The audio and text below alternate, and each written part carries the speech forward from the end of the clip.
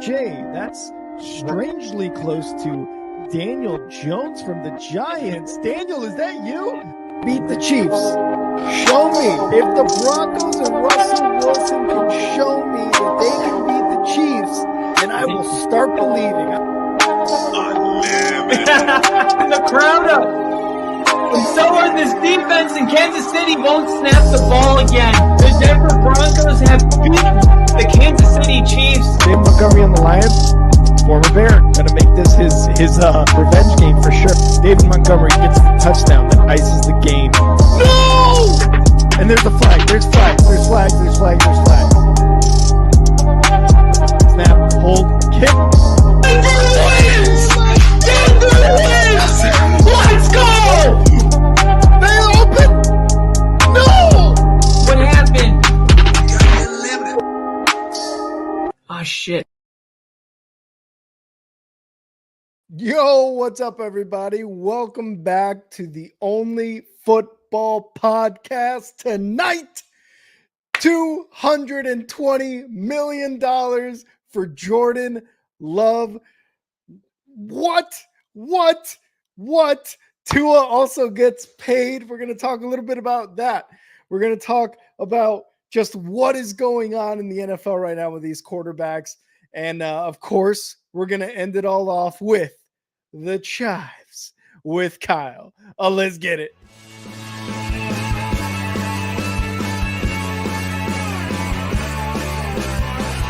America is football. America is football. Football is America. If you don't like it, you can kiss your candy ass for the moment in time. I don't give a damn. Oh my God. You love this. 30 to 27. No! Chiefs win. Chiefs win 30 to 20.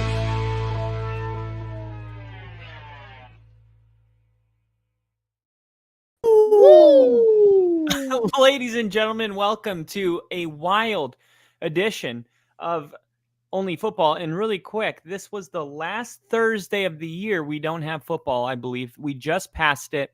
It is over. There is football. Football is heating up, and there were some things that needed to be settled before kickoff officially happened, including a lot of hold-ins, not holdouts. But one of those guys was Jordan Love. And normally I would say, hey, let's start in chronological order. Tua got paid. But this is breaking news right now. So let's at least get one of the two on the moment it happened. Jordan Love and the Packers agree to a 4-year, $220 million contract. Surprisingly, only a year and some change after Aaron Rodgers departing from the Packers. And now the Packers have locked down the league's highest paid quarterback ever in Jordan Love.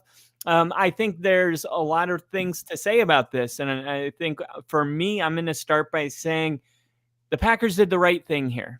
The Packers did make the right decision.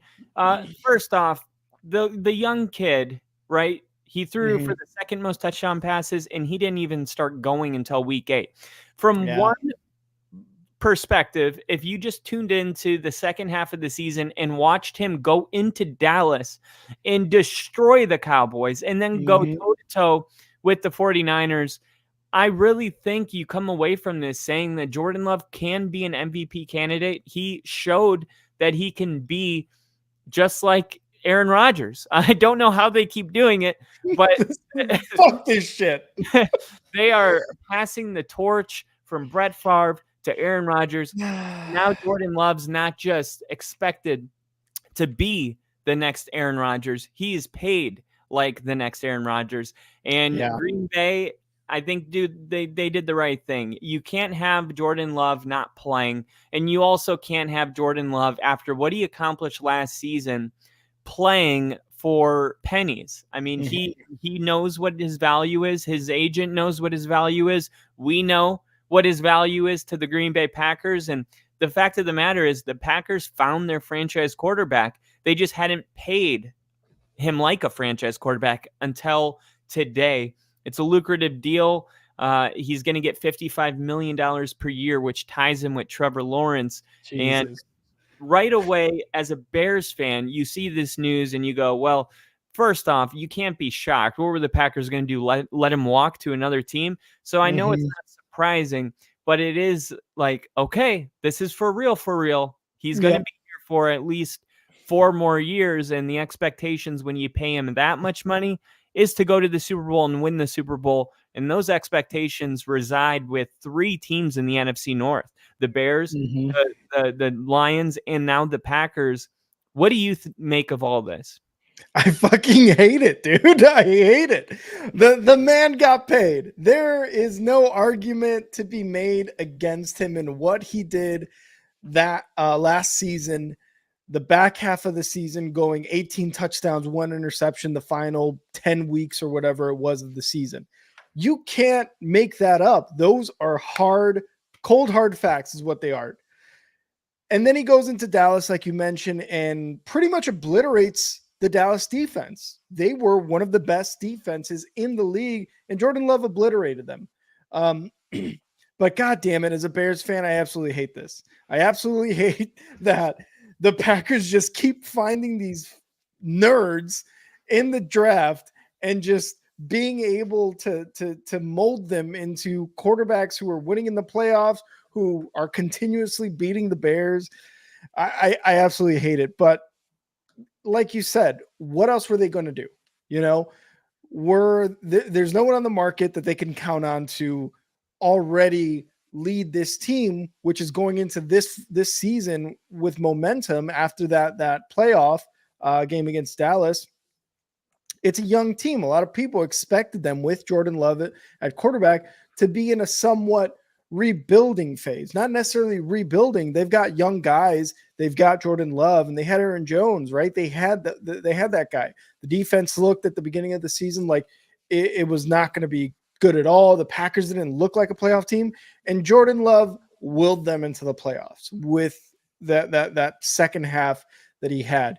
It was amazing what he did with the Packers. And, you know, it pains me to say that like a lot, but again, what were you going to do as the Packers? He was, what was it? He was sitting in, no, not sitting in. What was the term? Yeah. Holding in. Holding in. He was at training camp. He was participating in certain things, not participating in other things, but he was there showing his teammates that he was there and that he was going to be their quarterback. It was just, now the money situation needed to get figured out. And, you know, just looking at Twitter right now, there's a ton of fans that are like, finally, this whole this thing hanging over our heads as the Packers organization, as Packers fans, is finally over. We paid our guy. And again, he deserved it. I just hope that this is the biggest mistake the Packers ever make, and Jordan Love does not recreate what he did last year, because that would be so sweet for that to happen. And this comes from a Bears fan. All right. What else do you guys want me to say? I hope he does really well. No, fuck that guy. I hope he does really bad. It was like when Mahomes got his $500 million contract, it was like, yeah, I mean, there's really no way I could be like, he doesn't deserve that money. Exactly. There is no way, but you're hoping in the back of your mind that you're like, I hope this is a huge mistake. I hope he falls off a cliff, right? Stats wise, performance wise, not physically, right? Not physically, totally not physically. You know, we talk about this. I think we've talked about it like 3 times this offseason, where you got owners that, I mean, are trying to make a business deal, right? Just like Nico Collins, where it's like, hey, let's pay him now because after the season, we believe his value is going to be way higher than it is right now. So we can actually save money by paying him. But you got to kind of be a visionary. You got to be able to say, hey, he's going to be worth more next year. You got to know that. Yeah. And with Love taking over under center last year, he only had 1 starting game under his belt.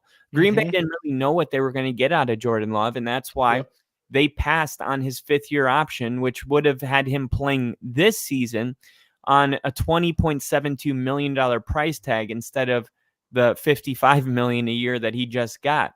Yeah. And the Green Bay says, no, we're going to pass on the 5th-year option. And instead, they extended Love on a 1-year deal that included $13.5 million guaranteed with an incentive to make 9 more. And Love, I mean, he rose to the occasion. He finished the season with, second in NFL in touchdown passes with 32. That was the Yeah. number. I was trying to remember it. 7th in passing yards, 11th in passer rating. And like I said, the mind-blowing part of these stats is, of course, this is all great, top 10, top 5. He didn't really get going until halfway through the season.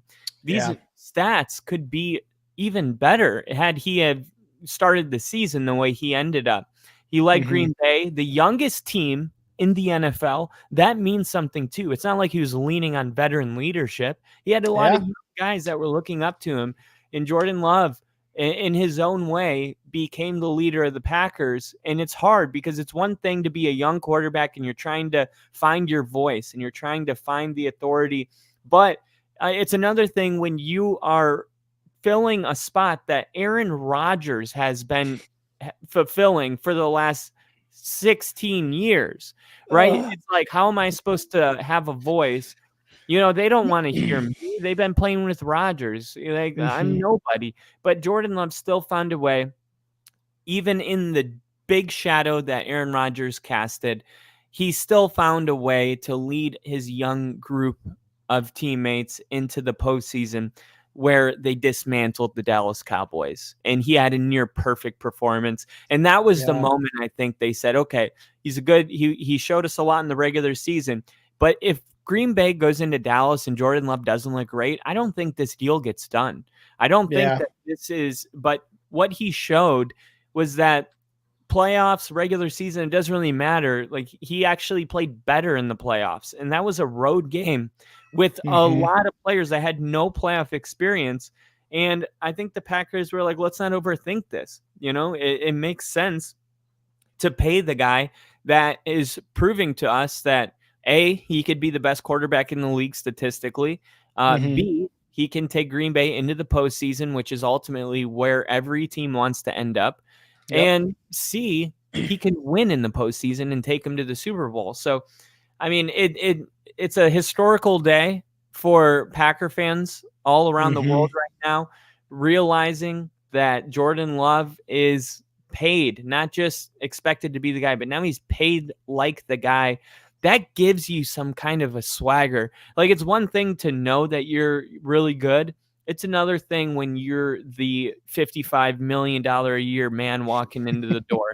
It's like, I think we're going to see Jordan Love kind of really step into what we saw in Dallas, what we saw at the end of the season. I think he's going to really find his own way. And in a way, this is the new era of the Green Bay Packers. It's the Jordan Love era. And the Packers, they're 3 for 3.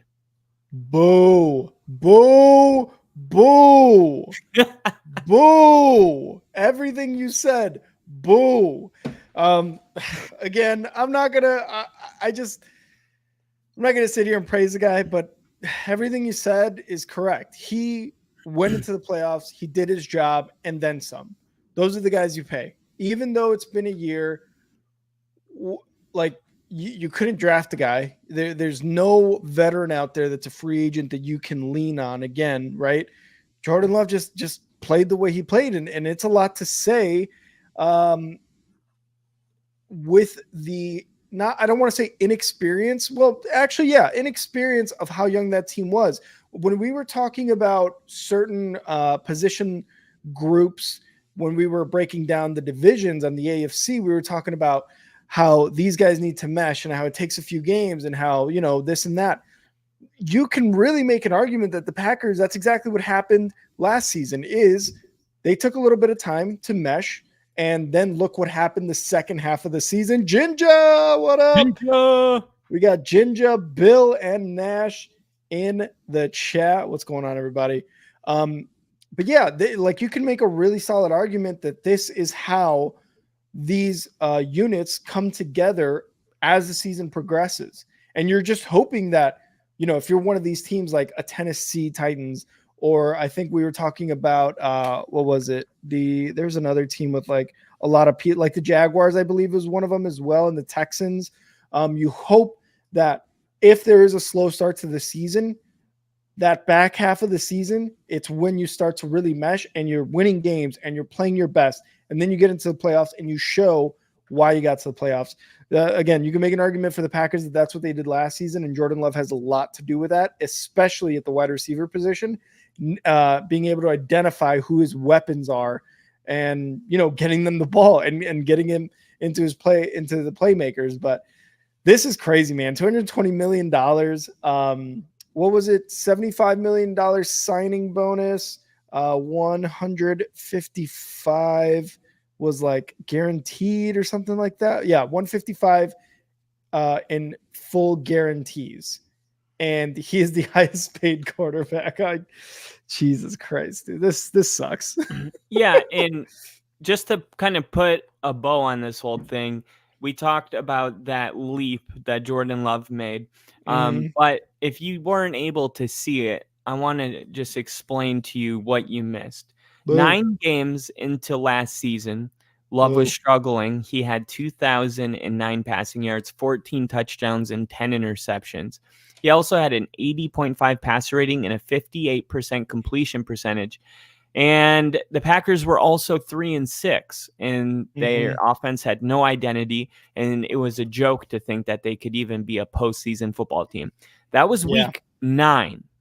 That was not week 4 or 5. That was late season, where most people would fold on the season at week 9. The numbers aren't impressive. There's no identity. This is the way that the Packers are going to be. That Jordan Love's not the guy. And then things suddenly clicked. Week 10 to the rest of the season, he completed 70% of his passes with 112% passer rating over his final 8 regular season games. He threw for 2,150 yards and had an 18 touchdowns to 1 interception ratio, while powering Green Bay doing 6-2 stretch run to sneak into the playoffs. And in the Dallas game, we know that he would have put up a lot more yards if he had played the whole game, but they didn't.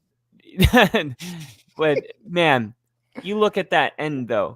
I mean, 2,009 or 2,150 passing yards in his final 6-7 games. 18 touchdowns to 1 interception. I mean, those are the numbers that have Jordan Love paid. And those numbers really give you, if you're a Packers fan, a lot of hope that, hey, I don't think this was a fluke. It wasn't like his final 2 games of the season, he threw for 8 touchdown passes, and you're just hoping that you can keep right. Because I remember when Drew Lock in 2020 or 2019, it was week like 15, and they were like, let's start Drew Lock, and he went 3-1 to finish the season. And we were like, oh, we got the guy. It's a lot different. This is a much larger sample size. It's nearly half the football season. And now his future is secure, and he doesn't have to wonder where he's going to play. He's going to be a Packer 2024 beyond that, and he'll probably get another deal if things continue to go well. Matt LaFleur seems to be one of the top coaches in the league. He proved a lot last season by how he developed Love. And it seems like as long as you have the quarterback and the coach right, you have a chance to win the Super Bowl. Not that many teams, you can count them on 2 hands, have the quarterback and the coach right. And Green Bay is one of those teams. So congratulations to Jordan Love. But I got to say, this has a different feeling than the other guy, in my opinion. It does.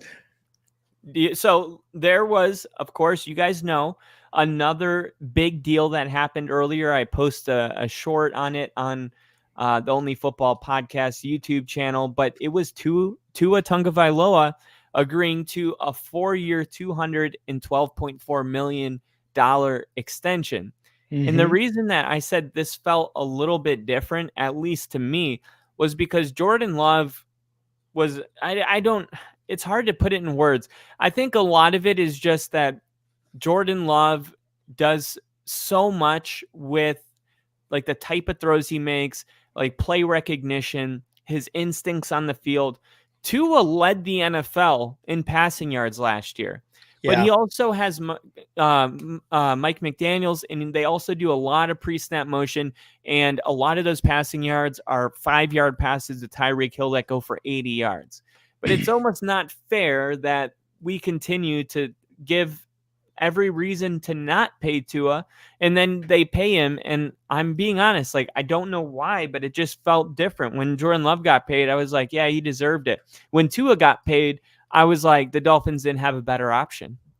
That's a totally different scenario, because you might Yeah. say, well, $53 million a year, is Tua worth that much money? It Mm-hmm. depends. Who's his replacement?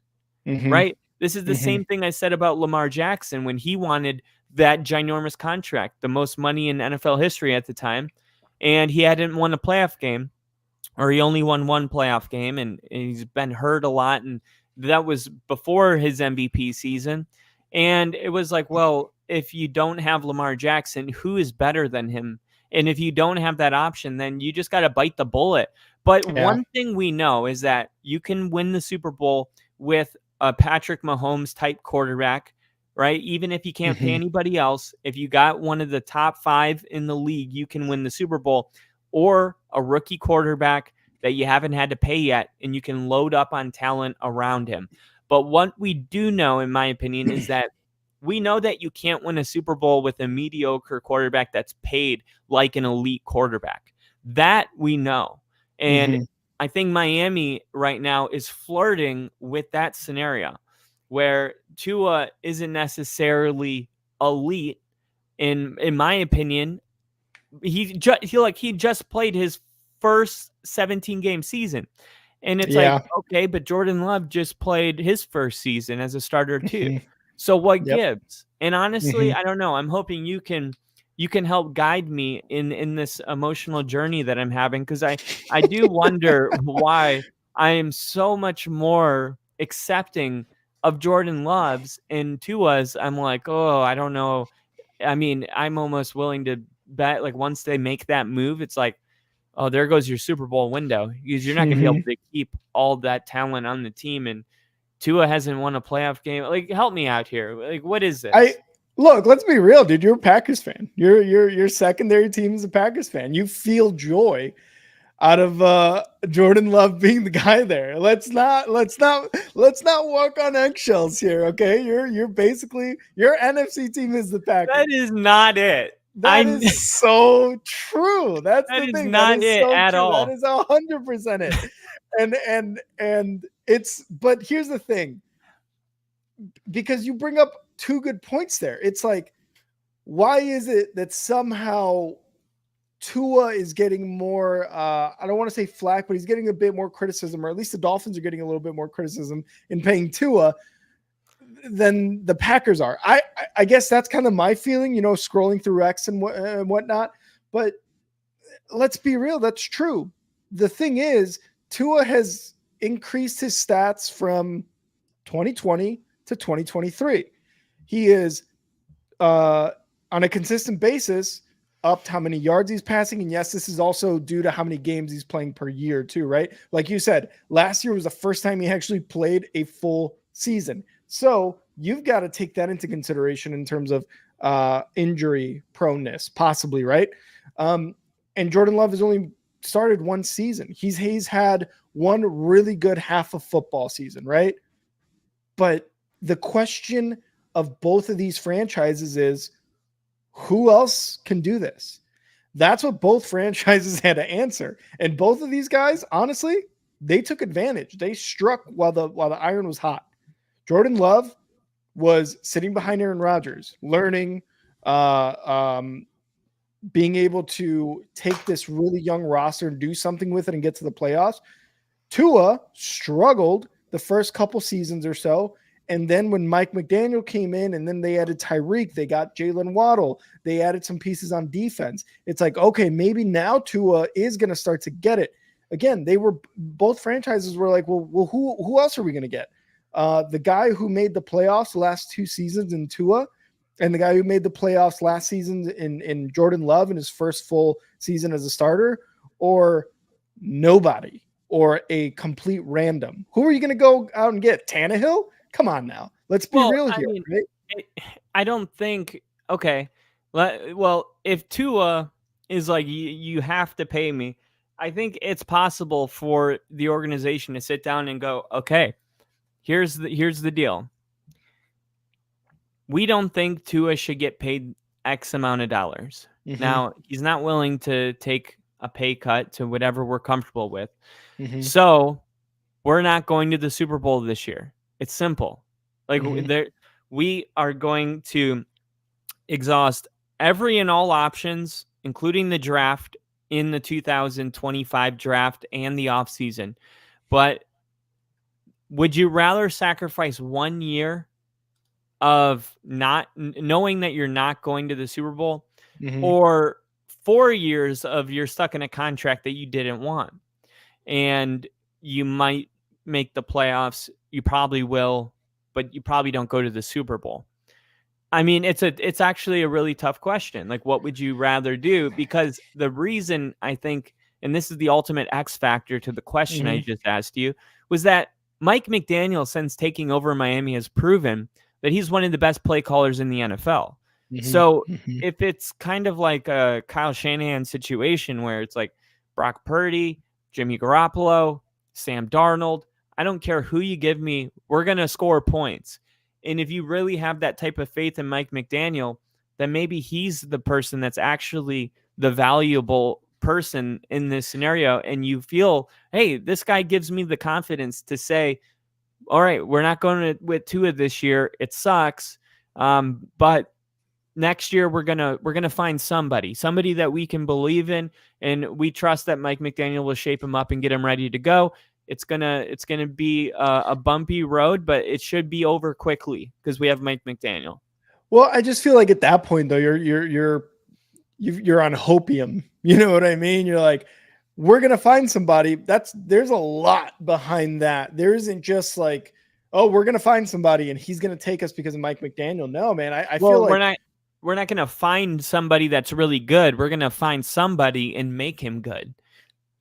sure, but what if that doesn't happen? And Tua is now on another team, right? Free agency, and he's still doing what he's doing. Maybe he is an injury-prone player, like he was the 3 seasons prior to last year, but he's still putting up numbers consistently, Without elevating his Tyreek game. Hill and Jalen Waddle and Mike McDaniel. Well, let's be fair though, right? With Tyreek Hill and Jalen Waddle, when Mike McDaniel came into the head coach, can we put it all on them too? Is it really Mike McDaniel, or is it the fact that he's able to have a guy with 99 overall speed just outrun everyone?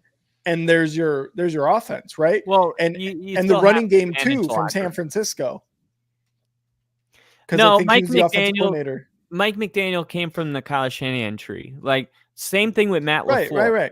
Like, these Yeah. guys, Sean McVay, Matt LaFleur, Mike McDaniel, Kyle Shanahan, these guys are all elite coaches. Mhm. And I do think, we ask this all the time, what came first, the chicken or the egg? Was Manning Mhm. really good because of Marvin Harrison or Reggie Wayne? Or were those two receivers really good because of Peyton Manning?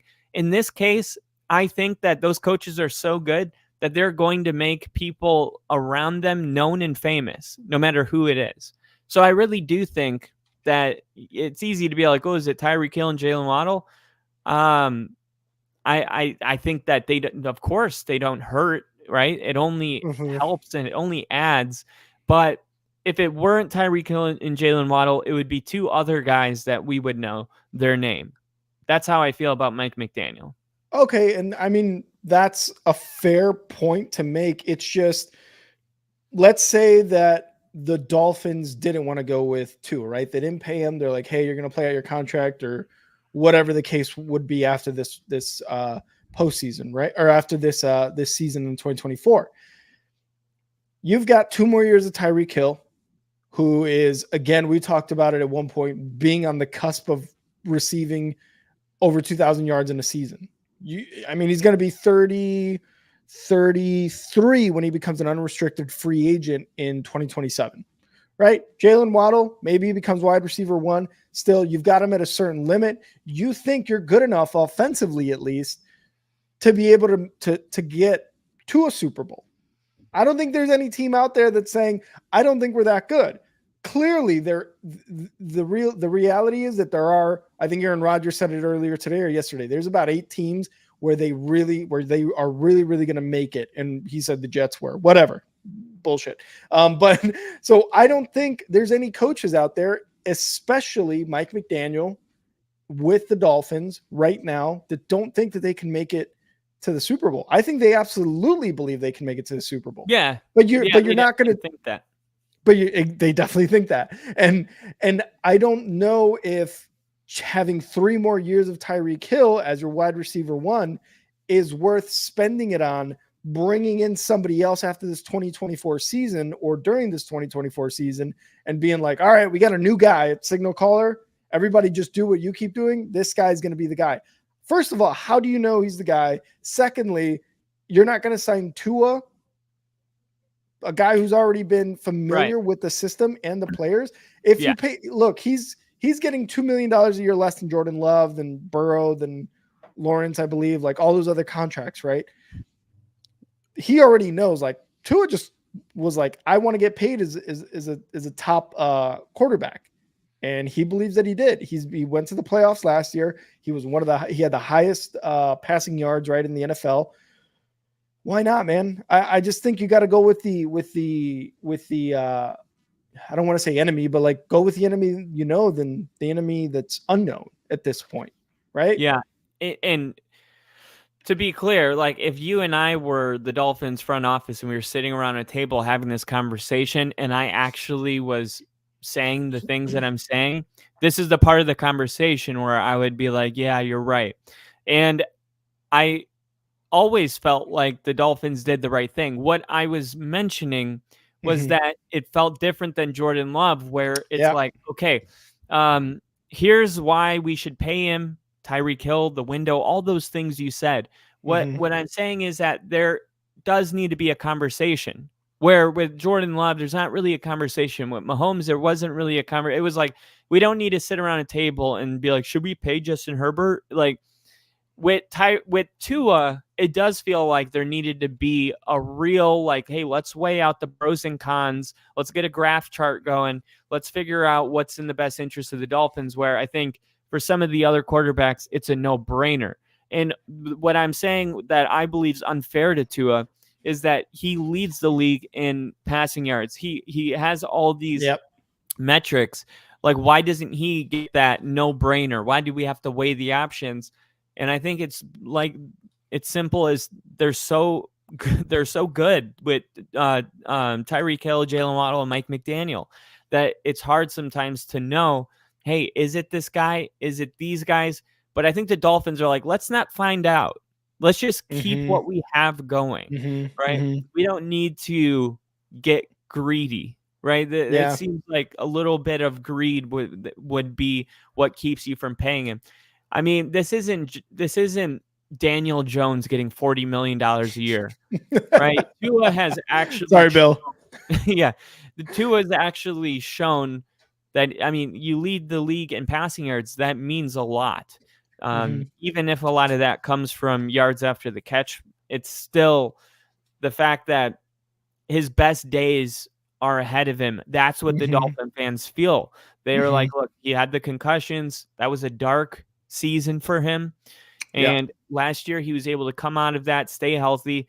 We made it, to the playoffs. Unfortunately, we got beat by the Super Bowl champions in their house.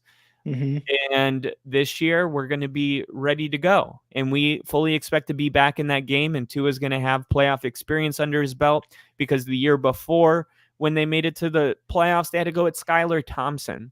I mean, somebody that I don't even think's in the NFL anymore. And then the weeks before that, it was Teddy Bridgewater. So Tua got his first glimpse, and it happened. Can we just give him a pass for a second? Not only was it his first game, it was his first playoff game against Patrick Mahomes. And then that's not even why we're giving him the pass. People got amputated at that game. It was so cold. Yep. Like, it's one thing to say, oh, this guy can't play in the cold. It's another thing to say it was the coldest game almost ever. So nobody can play in that, especially people from South Beach. Like, I'm sorry, as much as you try to say that it's not a factor, it is a factor. And it's not just a factor for the Dolphins. It's for anybody playing in that type of weather. I was at the second coldest game in NFL history when the Giants and Packers played in 2007. And guess what? I think the final score of that game was 10-13. It's hard to score points when the football feels like a brick when it touches your hands. Yeah. Like it's just a different game. And I Hmm. think that was just a really shitty recipe for the Hmm. Dolphins to go into. So I think this year they're going to be playing for home field advantage. That's going to be on their mind. Hey, let's not go back to Arrowhead in January. Let's actually play here where it's going to be 72 degrees in January. So, Yeah. um, yeah, there's no reason to think that Tua can't learn from last season and capitalize and build on what he did last year and keep it going. And the other thing too is the no-brainer part for Jordan Love again versus the no-brainer for Tyreek Hill. I don't know, man. I feel like there's risks either way. What kind of risk? Tua. So Tua, for example, right? Prior to this past season, we talked about the injuries, we talked about the concussions. Then you hear about him over last offseason about, oh, I'm taking jujitsu or taekwondo, whatever it was, to help me fall. Yeah, Right. well. He played all 17 games the following season. He had over 4,000 yards, leading the league in yards, upped his touchdown to interception ratio. Overall, had a very, very good year compared to his first 3 years. But they're still in the back of the Miami Dolphins front office mind. Like, is this going to continue? Right? Can he get injured again? Are we going to see ourselves after we pay him this contract kind of like shit, right? See us in a situation where we're like shit because he's getting concussions again, because the 2023 season was his only good season, right? So far. I think you could say the same thing for Jordan Love. He's had one full year of starting. He's had one half of that year where he looked amazing, right? And he beat the shit out of the Cowboys. Those are all the positives, but also like what happened in that first year. And we've already talked about it, right? Could it be because they were starting to mesh? They weren't necessarily a team that knew each other at the beginning of the season. There's plenty of like things to go off of. I still think the positives and the negatives, or at least the risks on both sides, are totally fair. That's what I think. Like if they didn't pay Jordan Love, I would be like, okay, I don't disagree with that one bit. I don't think it was necessarily a no-brainer to pay him because again, he's only had one full season. But also, we're talking about CJ Stroud possibly being an MVP next year off of his rookie year, where some people are calling it are calling for him next year to basically fall off a cliff. I'm like, oh, he's not going to recreate that. There's no way. And it's like, well, why not? Patrick Mahomes continues to do that. He's had off years. Yeah, sure. But he won the Super Bowl in an off year. You know what I mean? So Right. I still think there's risks on both sides. I think, and if the front office meetings are anything like what you're seeing with Hard Knocks with the preseason for the Giants, these conversations are coming up where it's like, all right, well, what if he gets injured again? But they're just not recording it. You know what I mean? What if Jordan Love, what if for the next 4 years during this contract extension, what if we get first half 2023 season Jordan Love and not second half Jordan Love, right? I think those are all fair points. I just don't know if a lot of these contracts are no-brainers. You know what I mean? Yeah, and that's what I was going to turn to here because it's kind of weird how the market works, where whoever is up for a contract is going to break the record, and at times it just doesn't seem right, and it's like, okay, does everybody have to break the record, even the guys that don't deserve to? Because let's just call it what it is, right? Tua is the 15th ranked quarterback in the NFL. That is middle of the pack. There are 32 teams. Yep. I'm putting him at 15. All right. So here's PFF's list. And if you don't think Tua, you go 15, that's way too low. Well, are you putting him above Mahomes? Are you putting him above Lamar Jackson, Joe Burrow, Josh Allen, Justin Herbert, Dak Prescott, Matthew Stafford, Aaron Rodgers, Jalen Hurts, CJ Stroud, Jordan Love, Trevor Lawrence, Brock Purdy, Tua Tagovailoa? And this is gonna piss Kyle off. Trevor Lawrence, like he hasn't shown much yet. He's had one good year. Are you putting him over Trevor Lawrence? I don't know if I am. That's the thing. I think him and Trevor Lawrence right now are in similar boats. I don't think I would put one over the other, really. You are high on Potney. Especially after last season with Trevor Lawrence. I don't think Tua led the league in passing yards that season. Look, if we're going to give him the break, right, of Trevor Lawrence being injured, we got to give Tua some sort of break too. And we talked about the coldest game in history. Well, one of the coldest games in the playoffs, and he looked like shit. Everything before that, he was looking good, right? Who else? Brock Purdy. Definitely not Brock Purdy. Matthew Stafford. It's tough, man. He's a little bit older. Aaron Rodgers right now. I think it's tough to put Aaron Rodgers above anybody because he played 4 snaps last season. And then the 5th snap was his fucking Achilles or whatever it was. And I don't think, if we're just going off what people have done, sure, let's put Aaron Rodgers on there. If we're talking about strictly last season, I'm not putting Aaron Rodgers. I'm not putting Aaron Rodgers above 31. I'm not. He played 4 snaps. What are we talking about here? We're talking about ranking who the best quarterbacks in the NFL are. It's not just based on last season. It's right, but we're still talking about current quarterbacks in the NFL right now, right? Right now, you're going to say that Aaron Rodgers is the 31st best quarterback in the league? Right now, based off last season, he's the 32nd. There's no way. So you got hold on. He's 40 years old, right? So what about like the Broncos? Like Bo Nix is better than Aaron Rodgers? Jared Stidham is better than Aaron Rodgers last season.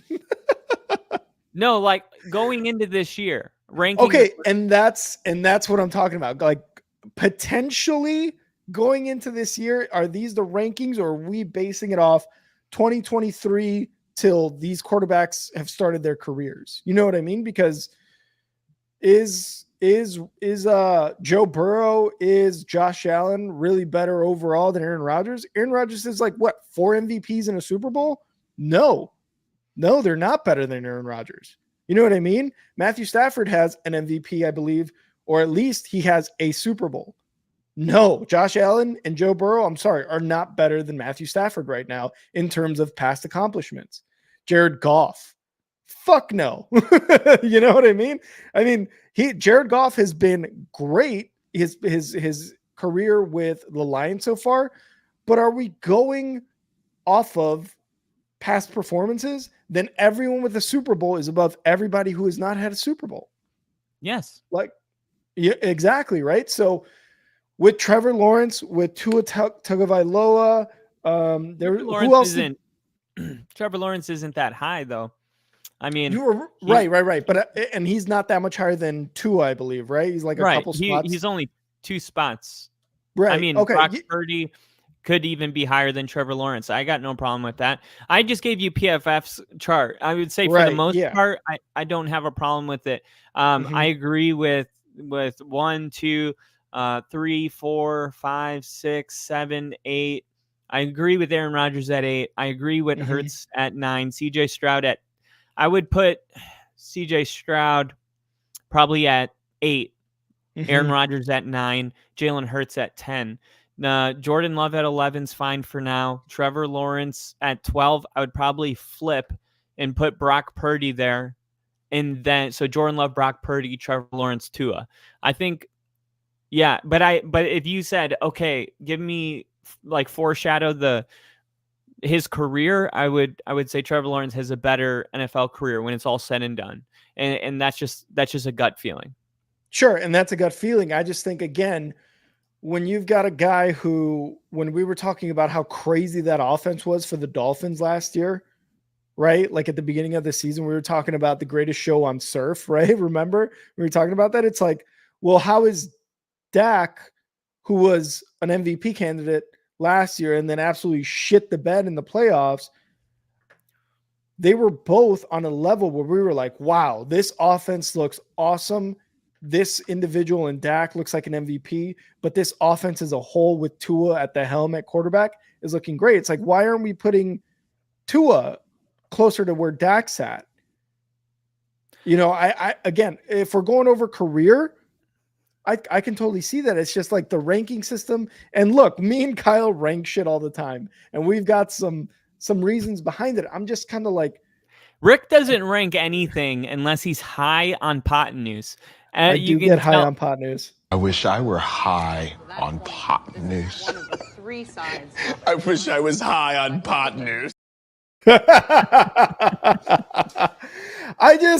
don't know, man. There's like some things where, in this case, where we're talking about Jordan Love and how it's a no-brainer, and I'm just like, I don't know if it was a no-brainer. I really don't think it was a no-brainer. I really don't think he should be getting paid as much as Joe Burrow. But yeah, I was gonna say, really quick, on prior episodes, you got to break the bank in the quarterback market, in the wide receiver market. It happens the same way. In the running back market, it happens the same way. That's how it happens. I think I see. And here's where I wish I had more stats, but I didn't know we were going to have these debates. Mm-hmm. I think if you look at Jordan Love's season last year and compared it to Joe Burrow, the year he went to the Super Bowl, Jordan Love's probably right there with him, had the same type of season. And who's this? Sorry, say it again.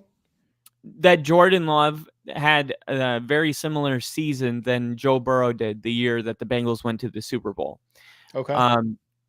Statistically.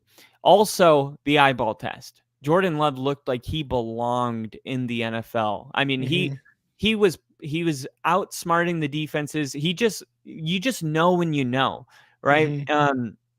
Sometimes it doesn't take long to know, and I think that Cowboys game was a real eye opener for the world. Now with Trevor Lawrence, I guess they're hoping, like, hey, we've seen there's a little bit of instability there, but we have to pay him the record-setting amount. But you go through the list of top-paid quarterbacks, especially after this season where Trevor Lawrence, Joe Burrow, Jordan Love, Tua have all gotten contracts. Mm-hmm. Or Joe Burrow was last year, right? Or was that this year? Joe Burrow was just this past offseason, yeah. Yeah. So, I mean, Trevor Lawrence, you're right. But it's like Trevor Lawrence and Jordan Love, I think you still have to pay. Like, there's a reason Tua didn't get $55 million and he got 53. Exactly. Right? So I think Tua even knew at the end of the day. Now, Jared Goff getting 53, because that Packer game, remember there was the muffed punt and then that terrible interception at the end of the game. But the Packers really could have beaten the 49ers. I know that it's not worth much now, but if the 49ers represent the NFC in the Super Bowl, so you don't have to be a genius to put 2 and 2 together and think if Jordan Love even is a little bit better than what he was last year, the Packers could even be playing for a number 1 seed. The expectations are that high. If you take Jordan Love off the team, those expectations aren't there. Now, does Tua have that same type of... Do you feel the same way about Tua? If you take him off the Dolphins... well, how about this? Do you even feel like the Dolphins have a chance for the number 1 seed? Couldn't they host a playoff game? Do you feel that Tua can do that? And there's no right or wrong answer. Some people probably would say, hell yeah, we do. And other people would say he's played 1 season fully healthy and we're not sure. Just like I say hell yeah to Jordan Love, and other people might say he's only had 1 season under his belt, right? CJ Stroud had 1 season. Well, like, should he get record-setting money because of the type of year he had? Exactly. Well, Jordan Love was due for a contract, so it's a little different. CJ Stroud's only had 1 season. Typically, even Joe Burrow didn't get it till year 3, year 4. But like Lamar Jackson making $52 million, Jalen Hurts making $51, Kyler Murray making $46, Deshaun Watson, Kirk Cousins, and Mahomes. I mean, Mahomes is now 2, 4, 6, 8, 10, 12, the 12th highest paid quarterback with the most Super Bowls. And that's what's weird about the market. It's like, do they always need to reset the market? And at what point, this reminds me of like the housing market right now, like with the interest rates, like at what point does this whole thing collapse? Like at what point can you just not afford a $70 million quarterback in 2030? I guess the salary cap will keep going up to try to compensate for that. but it does seem like at some point, like, where's the ceiling, or does it just go up forever? I mean, what does it look like when our grandkids are watching football? Are they making like $100 million a year at some point? That's what Ginger's saying. He's like, QBs are going to be making $100 million in 7 to 10 years.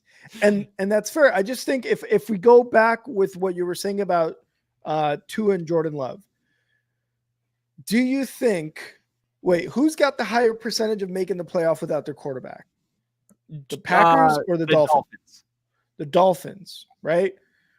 Do either of these teams, do you think, make the playoffs without their quarterback, Jordan Love or Tua? I would give the Dolphins a fighting chance with Mike McDaniel. Okay, and the Packers don't really have a wide receiver one. Like, as long as you have Tyreek Hill and Jalen Waddle could be a wide receiver one. That's why he's paid elite money this year. I think he's the second or third highest paid. He was a fourth round draft pick overall. I mean, he was above Tyreek or below Tyreek? He's like right below Tyreek, I believe. Yeah. I'm going to pull it up right now. Yeah. So it's not he said, she said, but the Packers have Jatavion Wicks and Christian Watson and Romeo Dobbs. I mean, it's just like Jordan Love has said, we don't need a wide receiver one. The Dolphins have 2 wide receiver ones, to be quite frank. And so does Joe Burrow. What Jordan Love, he's done more with less. And that to me is why I would think that the Dolphins would have a chance. If you play calls a really good game, gets the ball out of the quarterback's hand really quick and just lets those guys run loose. I mean, but the stats tell you that that's not true, because the Dolphins lose their games that Tua doesn't start. And they go from scoring like 27 points a game to 16. So clearly, Tua is getting the Brock Purdy treatment a little bit. And I think a little respect needs to be sprinkled. But it's a tough conversation. Yeah. And honestly, it's just, like you said, it's just quarterback after quarterback breaking the market, because these GMs, these front offices are having the same exact conversation we're having before they give it to these guys. They are asking themselves, can we make the playoffs without Tua? Can we make the playoffs without Jordan Love? Can we make the playoffs without Trevor Lawrence? Can we make the playoffs without Joe Burrow? Fuck no. We can't make the playoffs without any of these guys. Our wide receivers are very, very good. Our position players are very, very good. But if we don't have a guy who can get it to them like these guys have, there's no way we get to the playoffs. And that's exactly why they're paying these guys. I agree. And here's number one is Justin Jefferson making $35 million a year. AJ Brown at 32. Amon-Ra St. Brown at 30. Tyreek Hill at 30. Jalen Waddle at 28.2. So yeah, right below Tyreek. That's what I thought. Yeah. 1, 2, 3, 4. He's the 5th highest paid. I mean, no other team has 2 wide receivers in the top 5, in the wide receiver salary. Yeah. So, yeah, I mean, as long as those guys are on the team, people are going, just like the same thing with Brock Purdy. As long as there's Brandon Ayuk and Deebo Samuel and George Kittle and Christian McCaffrey, people are just going to suspect that anybody could do it. But we've seen Brock Purdy miss games. We've seen that it's not true. If it were true, then Brock Purdy would have never, he got his chance because of injuries, but you could go down the list of other quarterbacks that didn't pan out with the 49ers that you don't remember their name. Oh yeah. With Kyle Shanahan. So I think Tua and Brock, as long as you're competing for a Super Bowl, you just don't want to change anything up. And I think the Dolphins realize, ideally we don't want to reset the market with Tua, but this is the way the chips are going to fall. We have a choice. We can get behind our quarterback and in our coach and this team, and we can instill some belief, and just because when you pay somebody that kind of money, you're saying, hey, you're our guy.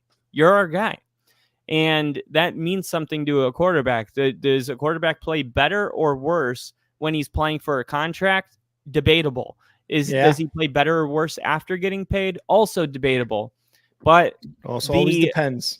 It definitely does. And the expectations from the fan base is what changes dramatically. Because if Tua goes out and doesn't have a great season or loses his first playoff game, there's going to be people really mad about this deal, especially the fan base. They wanted Mike McDaniel fired after the playoff loss. Yeah, Like, what a bunch of idiots. that's ridiculous. And this is coming from me who wanted Coach Eberflus gone. And now I'm like, hey, we got some consistency in our head coach, right? Which is fair. It's just we as fans, man, it's ridiculous like how we act when it just doesn't go our way. You know what I mean? Like Yeah. I'm sure 49ers fans are, after the last few seasons are like, Kyle Shanahan's not the guy. And I'm like, I'll fucking take him. I'll take him right now. You know what I mean? Like not the guy. It's like, but he's not. We can't let him go. but also we'll suck without him. It's like, yeah, no shit. It's because he is the guy. So not the guy. I always think it's so funny. And again, this is coming from me who puts out post after post after post of me just shitting on the Bears coaching staff week in and week out. So those yeah, if Rick's saying it, you know that the fans are wrong, right? Because Rick, I like, mark my words, if the Bears are 2-2 by week 4, Rick's calling for Eberflus to lose his job. Kill him. Kill him. I'm just kidding. Going into NFL news that's not quarterback related, actually it is. The Chiefs quarterback Patrick Mahomes responds to a Raiders video. It was a Kermit doll. I don't know if you saw this. Of course, everybody knows that Patrick Mahomes sounds like Kermit the Frog, and even as a Bronco fan, I've kind of moved past that. Even unless I'm making a YouTube short, in which case I put a really I flash Kermit the Frog over his face real quick, and then I move on. A Raiders fan dressed up a Kermit doll to look like Patrick Mahomes, whose voice has been compared to him since he got into the league. A video of rookie safety Trey Taylor at training camp on Thursday joking around with the puppet ends up going viral on social media before getting deleted, but not before Kansas City fans noticed it and sent the video to Mahomes. So he was asked about it today, and he says, yeah, I mean, it's still early in the year. Stuff like that happens. He said, it'll get handled when it gets handled. That's some gangster shit. And I just want to know, like, your opinion on this. I have two things. There's a lot to break down. First off, it'll get handled when it gets handled. KC heads to Vegas week 8 to play the Raiders before hosting their division rival on Black Friday as well. So, I mean, Mahomes said he wasn't sent the video. He I guess saw it on his own. It doesn't really matter how he saw the video. Mahomes says it's not on his mind right now. That's until leading up to week 8 when this story will come back up. And any opportunity for Mahomes, Tom Brady, these competitors, Aaron Rodgers, any competitive edge that they can get, it's like, what an idiot. Why would you give him that? But the Raiders are like, no, like he should be scared of us. I mean, Max Crosby's a bad man. So like Christian Wilkins. It'll get handled when it gets handled. I love that response, but what do you think about the first part of the sentence? I don't understand it. It's still early in the year. Stuff like that happens. Or is he just referring to, like, I don't know, teams being bored and, or divisional rivals, like, sparking something? I'm not sure what he means by that.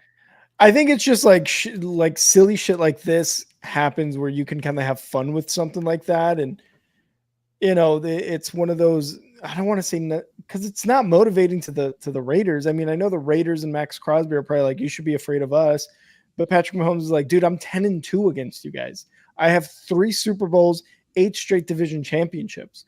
Why should I be afraid of you, right? Like you saw in Quarterback, the show Quarterback on Netflix, like Max Crosby was doing anything during games to get on his skin, punching him after the play, kind of just tapping him, running into him. But this is clearly, like Bill said, the Kermit puppet is locker room material, and they should know better. That's exactly what it is for Mahomes. And just like you had mentioned others like Tom Brady, Michael Jordan was a huge proponent of this. He would take any little thing and turn it into a competitive edge. If you gave an off the just off the cuff remark, like, oh man, yeah, like this guy played like really well at golf, and I think he actually like beat your score, Jordan. Yeah, but I can't remember. Jordan would take that and destroy that guy in the next game that the Bulls played him. If you guys watched The Last Dance, you know that Jordan was like that. Tom Brady was probably like that. I think in the roast he said that. I think in interviews he said that. Kobe Bryant was like that. And now Mahomes is going to be like that too. These guys are going to take something like this, not necessarily personal, but to help give them that competitive edge. I don't think it's the first time like stuff like this happens early on in the season. During the season, I don't know if you really see this. You see more of the shit happening during press conferences, during like interviews on podcasts. Like, oh yeah, he does sound like Kermit the Frog. You don't see puppets in practice. These fuckers are trying to work hard to like week in, week out win games. So I think it's just early season things like he was talking about. Well, yeah, and it's definitely one of those news cycles that you're like, yeah, that's July news for you. But something that I think is kind of slid under the rug here, and I consider this massive news. And I did my deep dive on this. I even watched the press conferences coming out of Pittsburgh. Ian Rappaport reported today that Wilson needs to be careful. Russell Wilson needs to be careful. Rappaport said that he could very well. I'm misquoting. He said he has to be careful not to lose his job to Justin Fields. Why is he saying that? Because Russell Wilson shows up to practice. He says, "Look, my calf is tight," and they're like, "Okay." And guess what? Mike Tomlin does. He goes, okay, Justin Fields is going to go and do the first team reps. And they asked him about it after, and he was like, I forget how Mike Tomlin said it, but he was like, I want to make him uncomfortable. Talking about Russell Wilson. Yep. He's considered day-to-day. I got the quote right here. He says, one man's misfortune is another man's opportunity. Yeah. And somebody like Justin Fields is waiting to capitalize on that opportunity, and you go out there with the first team and maybe the offense looks better. So Wilson, he gets he's a did not practice DNP because of the calf tightness after waking up yesterday morning. And Fields had a pretty good practice. Apparently Rappaport alluded to a 46-yard completion down the left sideline to Van Jefferson. He said it was a perfectly placed ball right into the bucket, even if it was only a 7v7 drill. Beyond that play, Fields was quick through his reads, efficient with the football, and he showcased his arm strength and physical talent. And Mike Tomlin's just way too good of a coach to play favorites when there's somebody that gives you a better chance to win on the team. The best quarterback will get their chance. The problem is, and when I said Russell Wilson will be the day one starter, I was not anticipating him to open the door for Justin Fields. Not that he did it on purpose, but this calf injury has done that. It has opened the door for Justin Fields to come out. And it's a huge story that hasn't been talked about a lot, like from the media. Because I do think that Justin Fields is going to make the most of this opportunity. And if there's more strong practices like this coming from Fields, it's going to create a quarterback controversy, the one that we predicted, just much sooner than we anticipated. So that's fair. What do you think of? I mean, these are both of our exes. We know them very well. What do you think about? And here's the exact quote from Rappaport. Russell Wilson has to be careful. When you open the door just a little bit and you let Mike Tomlin and these Steelers offensive coaches think, wow, Justin Fields can show us a little bit. That's how it happens. And that's how momentum builds. And I know this from the Tebow season. I know exactly. Momentum is the one thing, science, nobody can really measure it. But when it changes fast, like the Lions' third quarter in the 49ers coming back. There's something about momentum. It's an energy. and it's almost like an aura around you.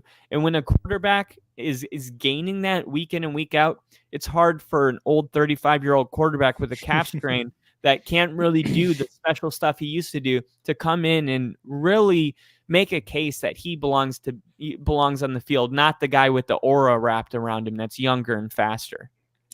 Yeah. I know this right here with what Fields did to Van Jefferson, that pass was like awesome, because I actually saw that clip making its rounds, you're right, around X and stuff. And I was like, oh shit, that was a really good pass. Van Jefferson made a really good catch and it was a touchdown or whatever. There's also a couple other things that Justin Fields did during those practices that were very reminiscent of his time in Chicago, getting his passes blocked at the line, not seeing an open guy over the middle of the field, and instead throwing it deep to a guy who he overthrew on a post route or whatever, right? So I believe Rappaport is correct in saying, hey, Russ, you do not want somebody to get their foot in the door and wedge it just enough for them to see that light and be like, I'm on it. You know what I mean? I'm the starter now. I just don't, I feel like at this point though, like for Russ, he knows his body. He's like, you know what? I'm already going to be the starter. I know I'm going to be the starter. And Fields kind of showing off, once or twice, a couple plays here and there. I don't know if that's going to be enough for Mike Tomlin. I really don't. Even though he does say one man's misfortunes is another man's opportunity, I think what he's doing, and you mentioned it because he's such a good coach, he's just trying to cause that, like, who's better? You guys are going to give me your best right fucking now. But I think at the end of the day, it really is going to be Russ. I don't know. That's just me. I really do think so. I think that's actually a very balanced point of view at this point with only one practice. It's definitely worth talking about. But Justin Fields 100%. says he woke up to a text around 6 a.m. 6 a.m. From Mike Tomlin telling him that Russell Wilson was going to be held out of practice and he's taking first team reps. So imagine that. I mean, you're Justin Fields, you're waking up, you got eye boogers in your face still. You look at your phone and you have a text from Mike Tomlin that's like, you're the guy today. Yeah. Yep. Time to go cook. Like, 6 a.m.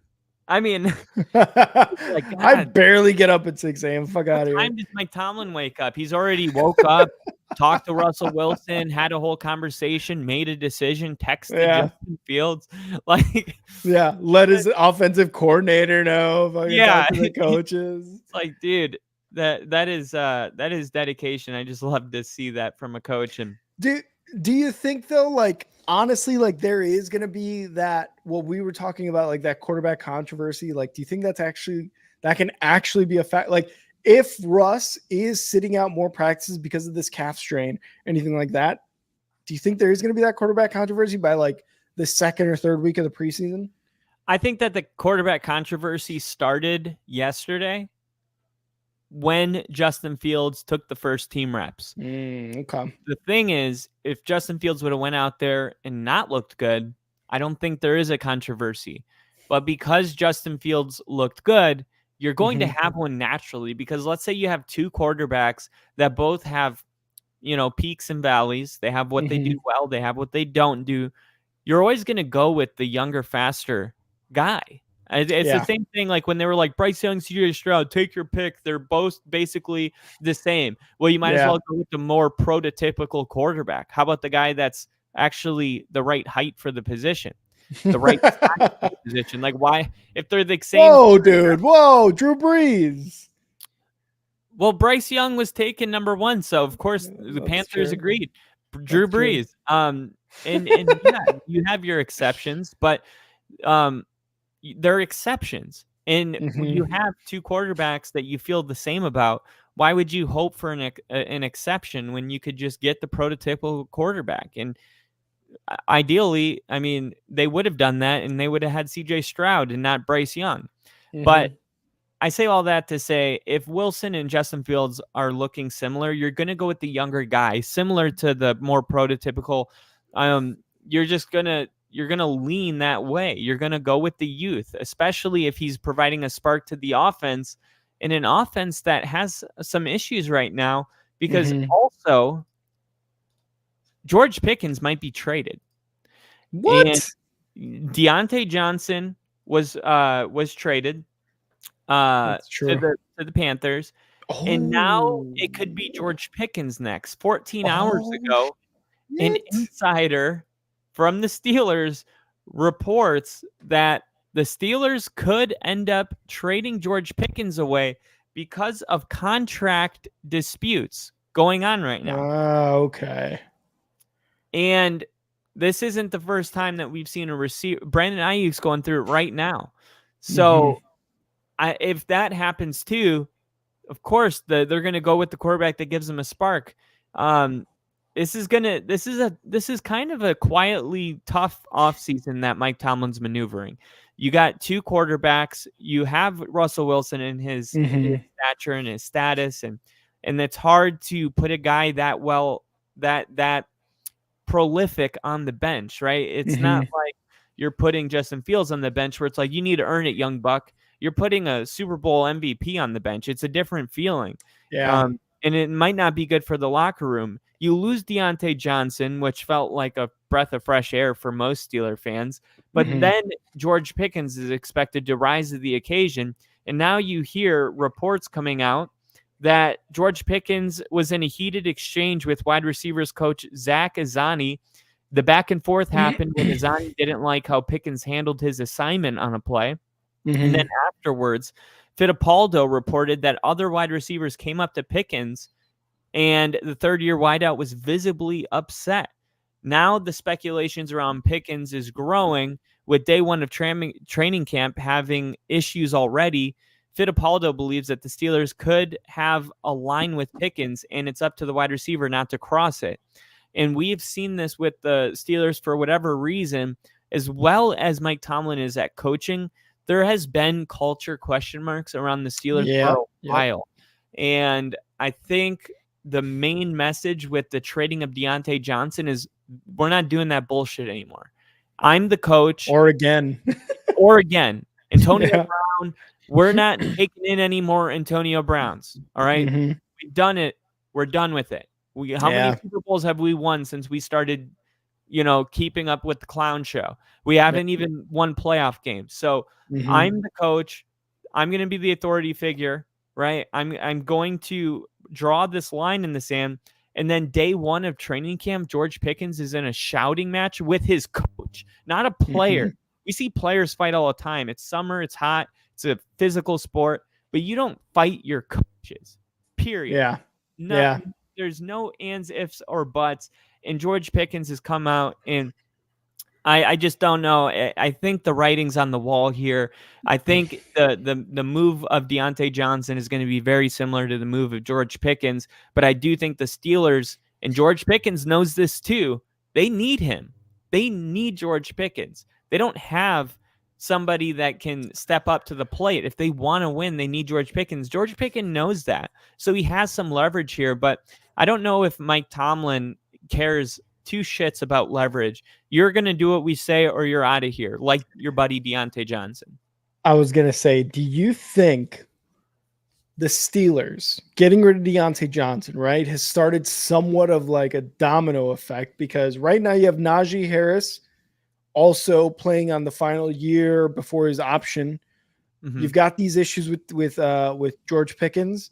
You bring in two starter capable quarterbacks.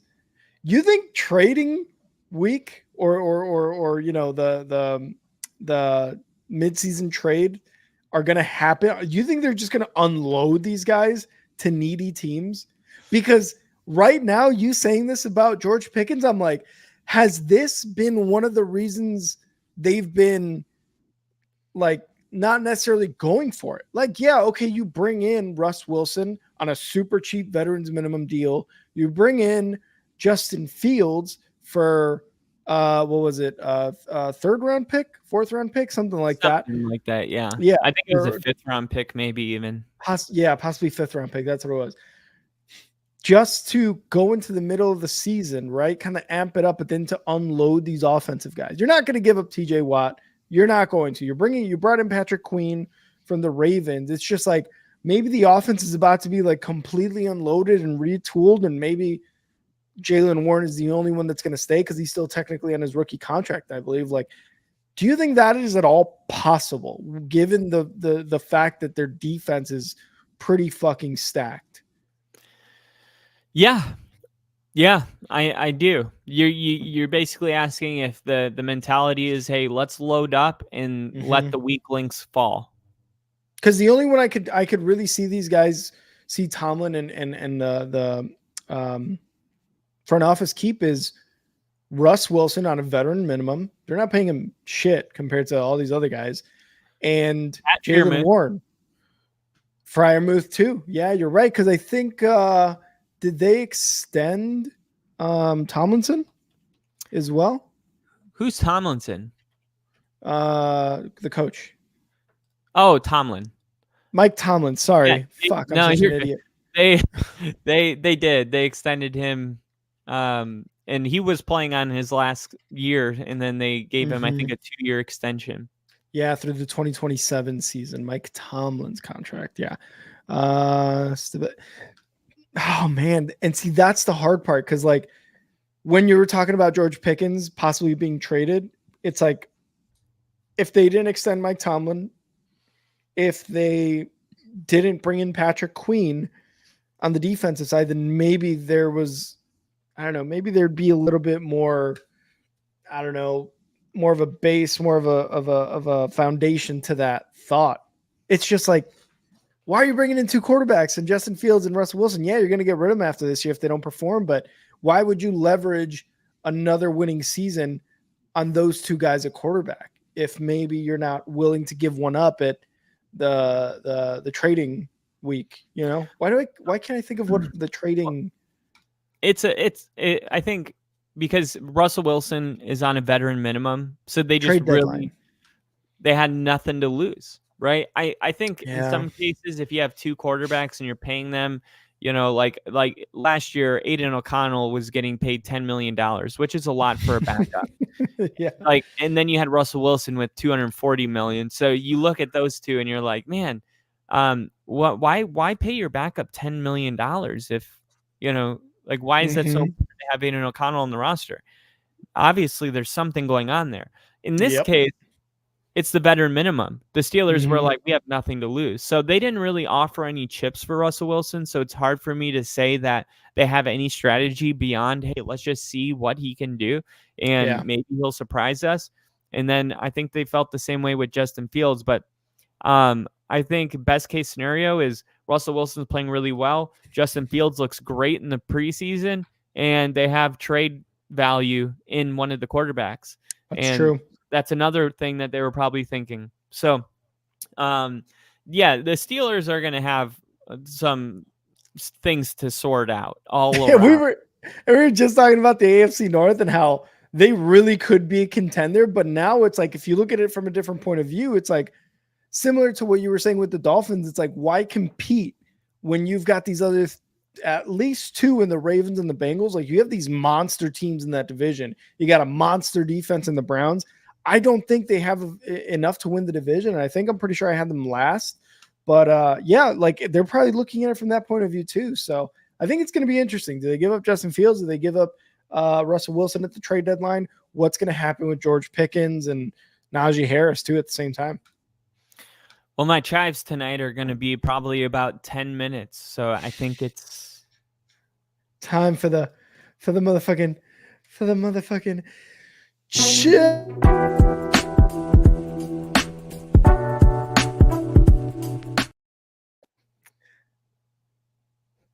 Oh.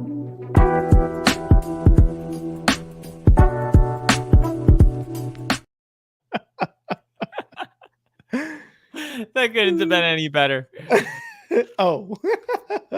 Bad news out of the NFC North. The Lions kicker Michael Badgley is out for the season after suffering an injury before practice. The Lions will be without their kicker for the 2024 season. And immediately I saw this and I said, no, that's not good, because the Lions are a Super Bowl contending team. And I wondered, how important was Badgley to the Lions last year? And the more I looked into who he was and what he did, honestly, the better I felt. I still know that it's a tough blow, but he wasn't even like the starter last year. He kind of competed and then ended up winning that job and was pretty decent. But it's not like Justin Tucker or one of these, like, this guy just doesn't miss.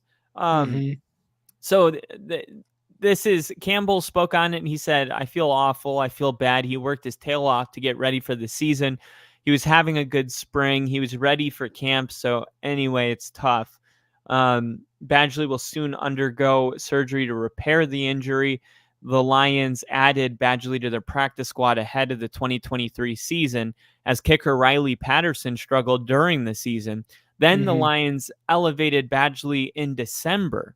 They eventually signed him to the active roster before the final 2 games of the regular season. And that's why I say I started feeling a little bit better. Like, he got elevated with 2 games left in the season. It's not like he was their guy all season long. Like, it still sucks because it seems like they felt like they found their guy, but it's not that bad. You know, like, they're going to bring in somebody else. If they got to week 16 without a kicker, like, who's to say that he's irreplaceable? Because the Lions were pretty damn good week 1 through 16. That's fair. I just, as someone who, the Bears had a monster team. Sorry, not a monster team. I'll go monster defense and some good players on offense back in 2018. Their kicker was Cody Parkey, and he literally broke their season in that wild card game against the Eagles. This is also something that the Chargers were struggling a lot with last season. Was it the Chargers or was it? Yeah, it was Dicker the kicker. Or no, was it the Rams? One of the LA teams was struggling with a kicker. They had a kicker who was doing really well for the first 4 or 5 weeks of the season. And I know because I had him on my fantasy squad. And then he missed like 3 extra points, a field goal, blah, blah. He was cut within that same week. So I get that the Lions are very good offensively and defensively. They're starting to improve defensively as well, especially with the additions at cornerback over the draft. I just think the kicker is definitely a vital position in little things like extra points, 30-yard or less field goals, right? I still think that stuff is going to be very important. And really, if they can't find anybody, Dan Campbell's going to be going for it a lot more on 4th downs inside of like the 30-yard line. Yeah, I got to imagine there's somebody out there that they can roll with. But I'm glad you brought it up. Absolutely, yeah. Dan Campbell, because Dan Campbell's under some attacks right now. I don't know if you saw, but he had Hulk Hogan at his Lions practice. And of course, there were people on X that said, oh, I lost a lot of respect for Dan Campbell because Hulk Hogan was just at the RNC. So obviously there's political reasons in there. But Hulk Hogan said that if Dan Campbell was a wrestler, that he may have missed his calling as a wrestler. He said he would have been called Dirty Dan. I loved that.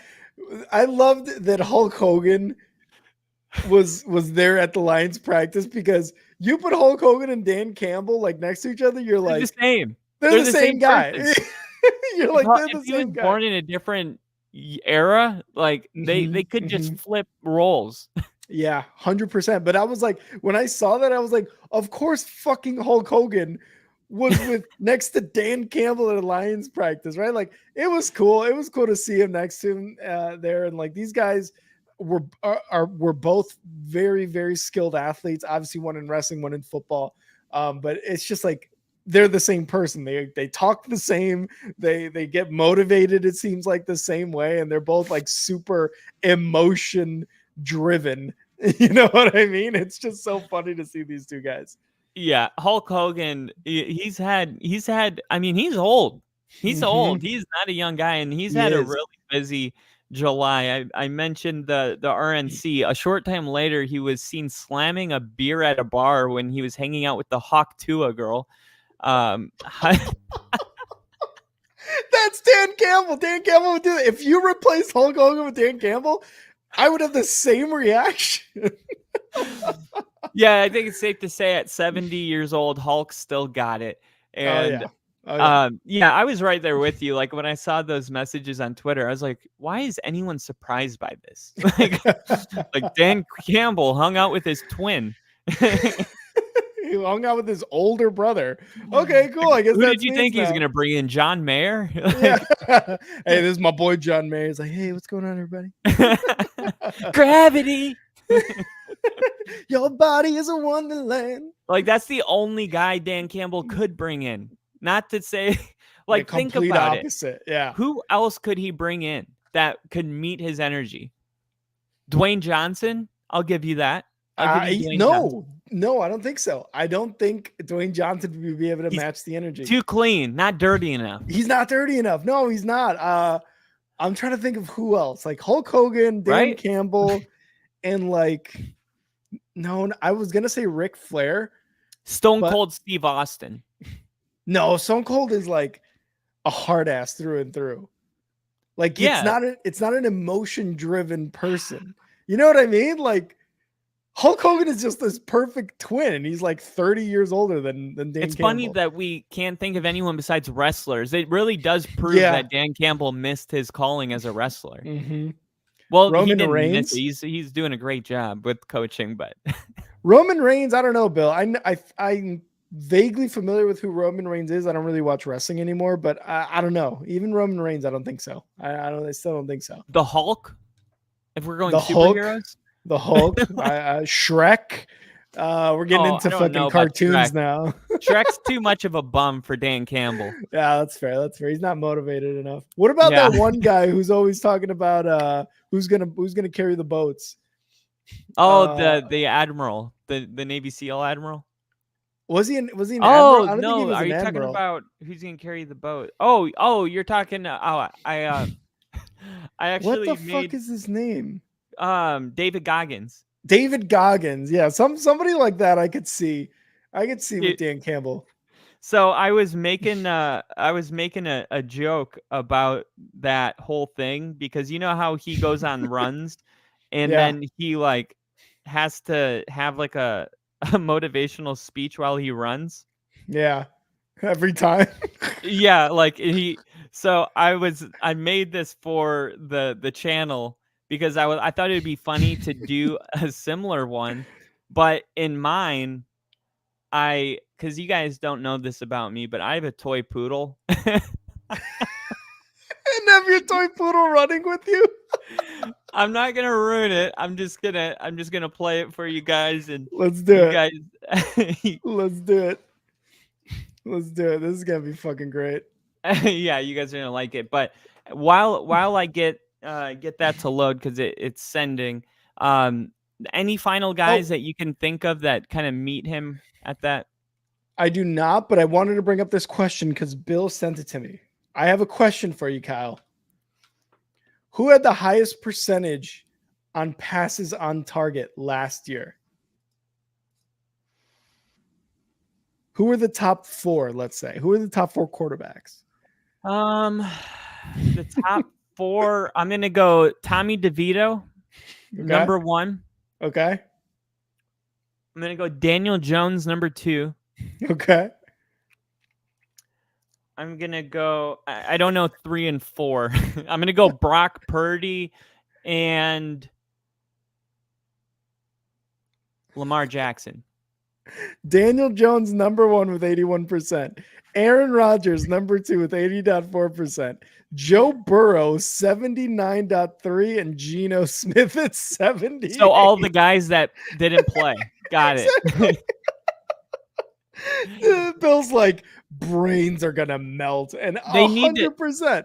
My brain didn't melt. Aaron Rodgers had 4 snaps. Like, if you, like, you should have to stay with a minimum of more than 5 passes.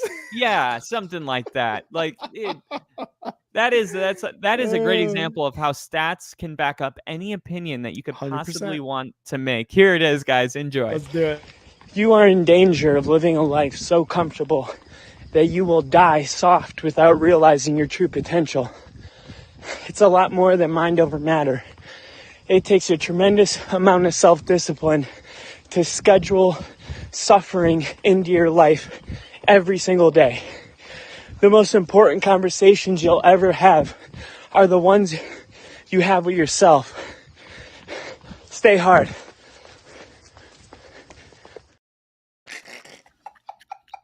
Stay hard. Stay hard with the toy poodle. Oh God, that's the best, right? With Woody in the background. That was great. You know, Kyle just uploaded it to show off his pecs. Let's be real here, guys. Let's be real. No, I didn't. Dude, it's so funny. Well, you can see my pecs. That's crazy. No, I wasn't saying that, but I was saying that I've been on this journey now for 2.5 years where consistently working out. And it's funny how you really don't see, when you see yourself every day, you don't see yourself any different. It's like, you're like, man, and then sometimes like I'll whatever, I'm at the pool or something, and my mom or somebody will be like, you're getting stronger. And I'm like, really? Yeah, there you go. You know, it's like other people are the ones, even when you're joking, I'm like, oh, I really didn't see that or think that, like when I posted that. But it's just because you see yourself every single day. Mm-hmm. That's true. That's true. Oh, who's that one guy that came on here that was like, yeah, that's what I was gonna refer to. It was like, try the shirt on, Kyle. Kyle, why aren't you trying the shirt on? Oh no, Kyle. no, you made it weird. Like, dude, he just wants to fucking replay that scene with you on the shirt. He wants to put it on a loop. Oh no, that's weird. And then he never came back. He never came back after that. It was so funny. He checks in and he sees that I have my shirt on, and he's like, lame. See ya. What happened to that one episode where they talked about dresses? I want to see the shirt on you, Kyle. If not, you're kind of gay for that. By the way, I know for a fact that women watch this channel, so I don't know why YouTube Analytics tells me that 100% of the audience is male. I know for a fact that's not true. So at first I was wondering, like, what's the deal with that? Are we, we're not, we know women love football. What's the deal? And then now I know that it's YouTube's fucked up. It's not us. That's true. YouTube is what is it called? They're the ones being oh my god, misogynistic. There we go. They're the ones being misogynistic. Who is? The YouTube.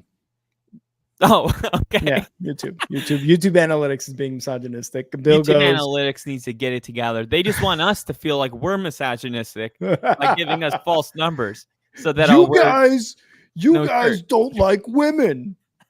Here's the stats to back it up. Yeah. Thank you, Bill. I appreciate that, and thank you guys all for tuning in today to what was a really, really busy, crazy NFL day for Friday. I'm actually really glad that we did this episode today and not yesterday. And the time that we did it. Everything was divine timing, including everybody that was in here watching. And for the people that are going to watch later, definitely comment some of the open-ended questions that we had. If Tua deserved it, would Mike McDaniel succeed without him? We could go down the list. Hope to see your comments down there. And as always, you can follow me on X at NFL with Kyle. And you can follow my partner, my friend, my everything at Yo, I'm Rick. But on Twitter or X, it's and now Rick. And I don't know if you saw, Musk just put out a poll. Should I change X back to Twitter? And everybody was like, yeah, you should. No one, how do you used to tweet? How do you X? Like, you can't X something.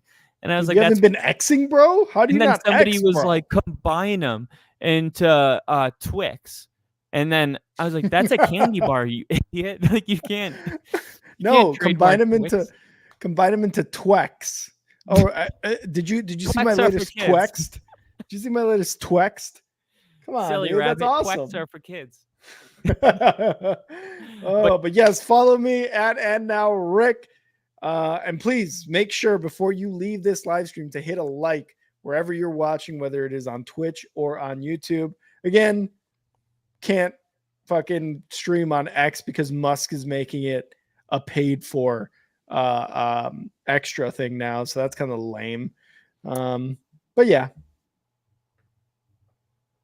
We'll get there. we'll get there eventually, which we might. Again, a lot of things are coming in August. We're going to start bringing back super chats, memberships, all that stuff is going to be reinstated in August after I finally move into the new house and my internet isn't fucked up. And yeah, it's going to be so much better. So go make sure to excited follow for us. the new house. I'm going to go there and party. Hell yeah, dude, you better. We're going to watch some games there. We're going to be game dude. time. There's Game gonna time. There's definitely going to be a trip. I'm excited Bill, for you. Are you excited? I am. And Bill, it's even more excited. Get the super chats back and I'll buy you a year of the premium. Let's go, Bill. Bill's the fucking savage. I love it. Bill, Casey, I guess we'll be going Jinjo live is here. on X or Twix or Tricks. We'll be able to do it again. Yeah. Thank you, Bill. Thank you guys. Yeah. Thank you, Bill, for sure. We always appreciate you, Bill. Can't wait to see you later this season in December down in LA, where thank God it's LA because it's going to be so much nicer and warmer than it is in Washington. Thank